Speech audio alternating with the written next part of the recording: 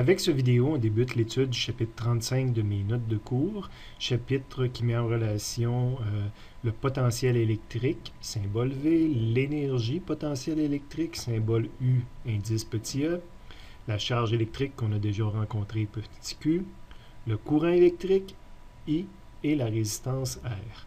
Dans un premier temps, on va regarder qu'est-ce que j'ai mis dans le résumé de mes notes de cours concernant le chapitre 35 en faisant la relation avec la section 3.1 de Séguin.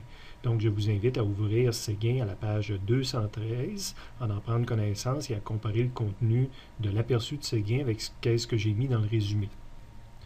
On profite toujours de l'occasion pour mettre en jaune les formules qu'on va utiliser pour résoudre des problèmes. J'attire donc votre attention sur la première formule qui permet de calculer la force électromotrice d'une pile idéale. Force électromotrice n'étant pas strictement la même chose que dans le cours de mécanique, d'une force qui se mesure en Newton. La force électromotrice, oui, c'est une force qui met en mouvement les électrons, mais ça se mesure en joules par coulomb, de l'énergie divisée par une charge électrique, unité qu'on a renommée volt. Donc, que vous avez déjà rencontré. Donc, c'est la différence de potentiel, c'est les volts aux bornes d'une pile idéale. On va souvent représenter cette force électromotrice-là dans nos schémas électriques par le petit symbole qu'il y a ici. Je viens de vous dire, c'est les volts qu'on mesure aux bornes d'une pile, d'une source de courant.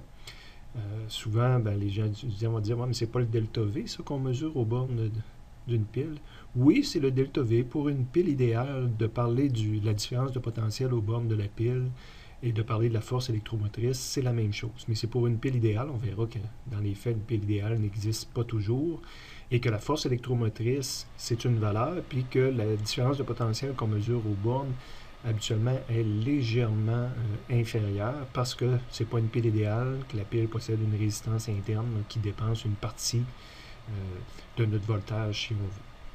Il faut apprendre à dessiner les bons symboles, à utiliser les bons symboles dans nos schémas électriques, donc pour montrer qu'on a soit un générateur comme on a en laboratoire, soit une pile, comme une pile commerciale de 4.5 volts ou de 9 volts, exemple, ou encore une batterie qui est un accumulateur de piles, comme on en retrouve dans une auto.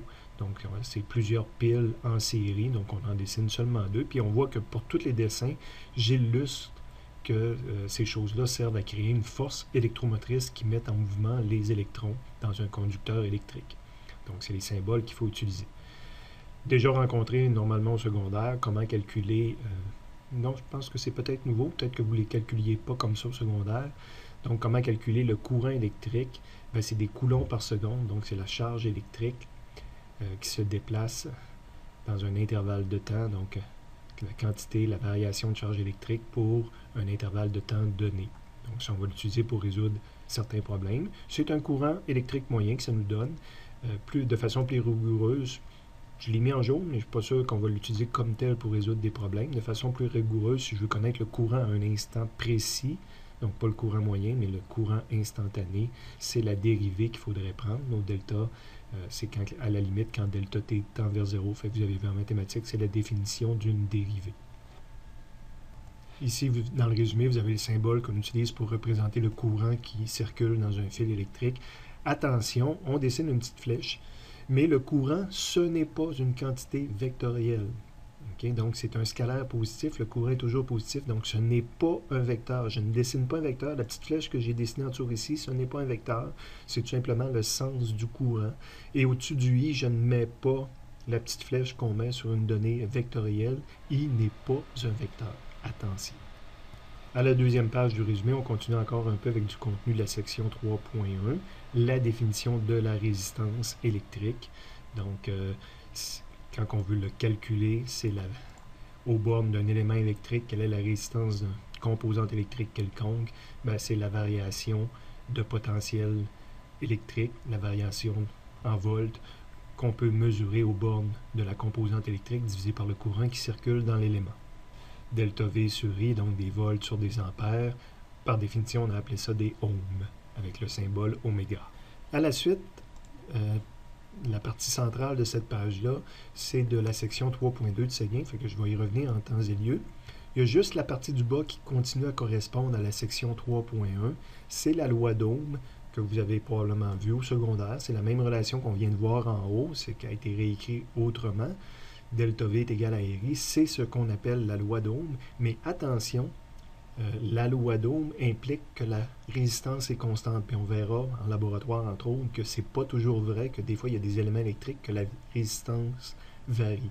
Donc, quand on a des éléments qui respectent la loi d'Ohm, on appelle ça des éléments ohmiques.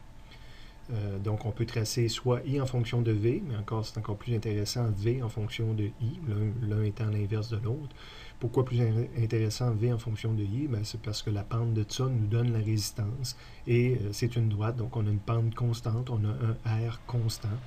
C'est l'équation qui est ici, delta V en fonction de I, donc le R correspond, Y est égal à mx plus B, le R correspond à la pente.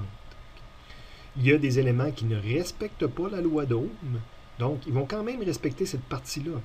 Pour n'importe quelle valeur de courant, je peux calculer une valeur de résistance, mais la résistance n'est pas constante.